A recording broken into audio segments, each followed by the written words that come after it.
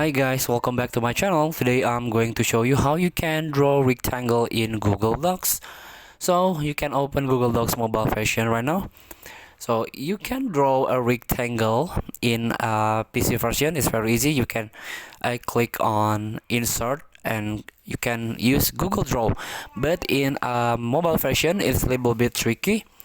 You can tap on plus button at the top of your screen and you can insert either image or table. If you have image, a rectangle image, you can add from here. But if you want to do it manually, you can use the table. For example, let's try one column, one rows, insert table, and this is the rectangle shapes by Google Docs. Feel free to try. Thank you for watching. Don't forget to comment, like, and subscribe, and also click the button below. See you in the next video.